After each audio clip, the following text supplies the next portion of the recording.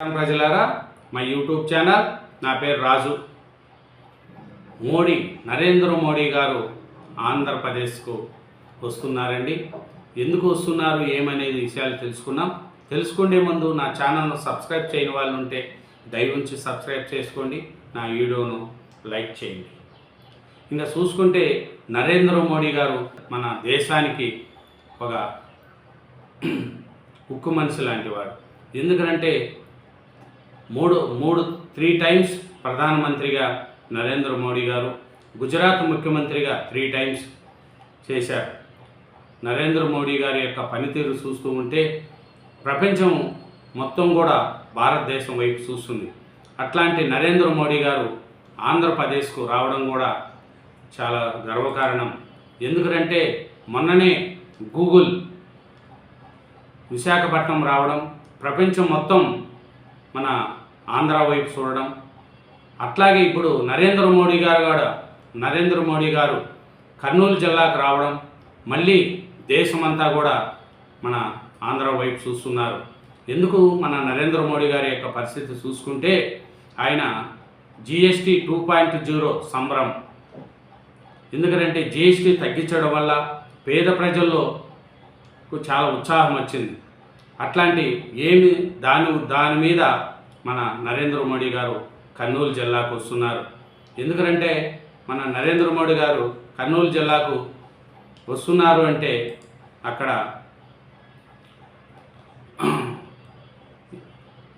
13,000 కోట్ల పైగా పన్నులకు శ్రీకారము, ప్రారంభోత్సవాలు చేస్తున్నారు మన నరేంద్ర మోడీ గారు.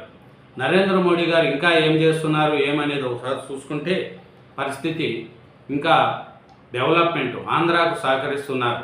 అట్లాగే నిన్న గూగుల్ రావడానికి కావచ్చు, అన్ని విధాల అమరావతి డెవలప్మెంట్ కావచ్చు, నరేంద్ర మోడీ గారు సహకారము చాలా ఉంది. నరేంద్ర మోడీ గారు కర్నూలుకు రావడం కూడా చాలా అదృష్టంగానే ఆంధ్ర ప్రజలు చూస్తున్నారు. ఎందుకంటే 13,000 కోట్ల పైగా పన్నులకు కూడా శ్రీకారము, ప్రారంభోత్సవాలు చేస్తున్నారు నరేంద్ర మోడీ గారు. నరేంద్ర మోడీ గారు పర్యటించే మార్గాల్లో భారీ కటౌట్లు పెట్టారు, పోలీసు బందోబస్తు పెట్టారు.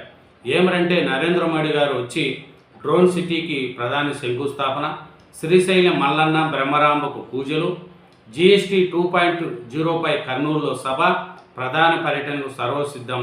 రాష్ట్ర మంత్రులంతా కర్నూలులోనే మొత్తం రాష్ట్ర మంత్రులంతా ఉన్నారు. ఏమరంటే ఏపీ ఇప్పుడు ట్రేడింగ్ అవుతుంది.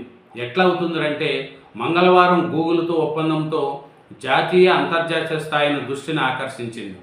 గురువారం ప్రధాని నరేంద్ర మోడీ రాకతో మరోసారి జాతీయ స్థాయిలో వార్తలకు ఎక్కుతుంది. ఎన్డీఏ ప్రభుత్వం పరిశీలనాత్మకంగా తీసుకున్న సూపర్ GST సూపర్ సేవింగ్ తొలి సభకు కర్నూలు వేదిక అయింది. 13,400 కోట్ల విలువైన ప్రాజెక్టులు ప్రారంభోత్సవాలు మన నరేంద్ర మోడీ గారు చేస్తున్నారు. ఎందుకంటే ప్రజల్లోకి విస్తృతంగా తీసుకెళ్లడమే సూపర్ GST సూపర్ సేవింగ్స్ సభ ముఖ్యమనేది కూడా అందరూ చెప్తున్నారు. ఇంకా చూసుకుంటే నరేంద్ర మోడీ గారు ఉద్దేశం రాష్ట్రమంతటా GST 2.0 సంస్కరణలపై విస్తృత ప్రచారం చేసేలా మన మోడీ గారు చేస్తున్నారు.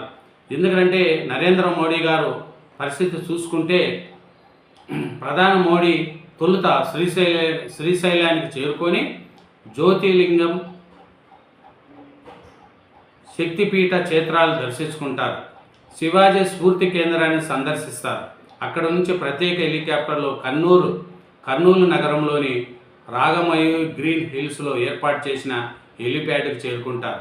CM Chandrababu, deputy CM Pawan కళ్యాణ్తో కలిసి అక్కడికి సమీపంలోనే ఉన్న సభావేది వద్దకు వెళ్తారు.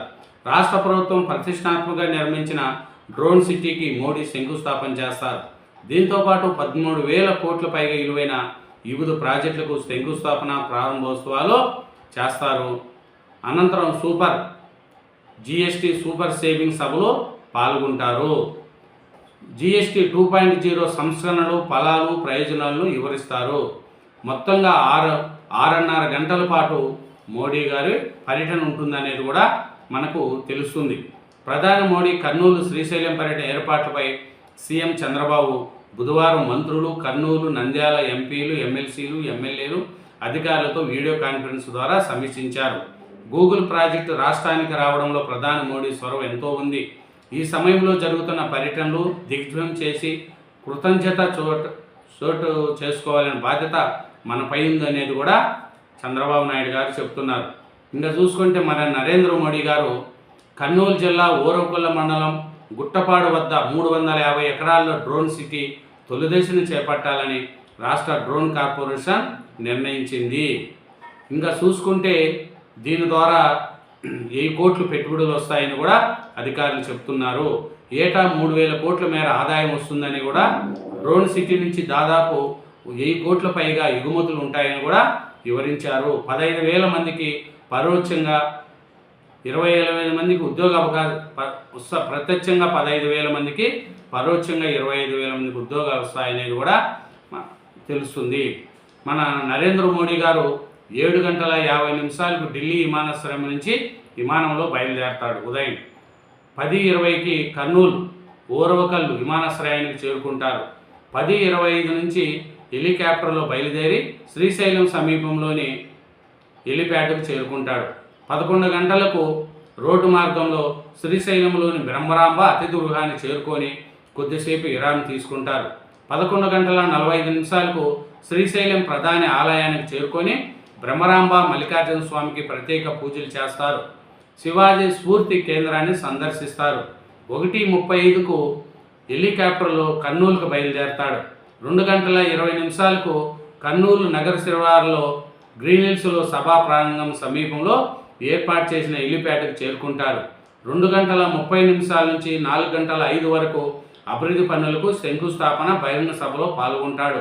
4:20 హెలికాప్టర్లో కర్నూలు విమానాశ్రయానికి చేరుకుంటారు.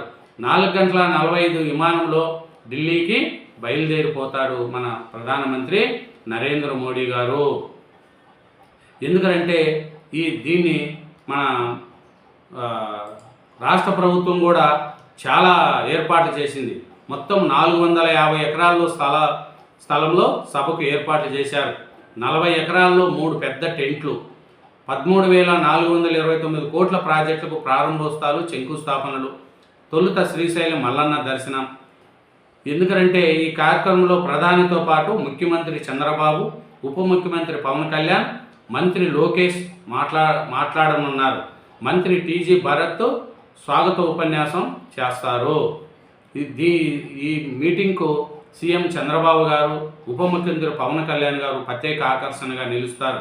ఎందుకంటే డిప్యూటీ సీఎంగా పవన్ కళ్యాణ్ గారు, సీఎంగా చంద్రబాబు నాయుడు గారు, ఐటీ శాఖ మంత్రిగా నారా లోకేష్ గారు ఇది చేస్తారు. ప్రధాని కర్నూలులో రోడ్ షో నిర్వహించాలని తొలుత నిర్ణయించారు.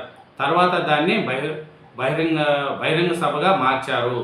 దీంతో సభా ప్రాంగణంలోని టెంట్ల మధ్యలో నిర్మించిన రహదారిపై వాహనంపై నుంచి ప్రధాని ప్రజలకు అభివాదం చేస్తూ రోడ్ షో వేదిక వద్దకు చేరుకునేలా ఏర్పాటు చేశారు. ఇదేనండి మన నరేంద్ర మోడీ గారు ఆంధ్రప్రదేశ్లో ఉండే ఈరోజు కార్యక్రమాలు. కాబట్టి నా ఛానల్ను సబ్స్క్రైబ్ చేయని వాళ్ళు ఎవరైనా ఉంటే దయవుంచి సబ్స్క్రైబ్ చేసుకోండి. నా వీడియోను లాస్ట్ వరకు చూడండి.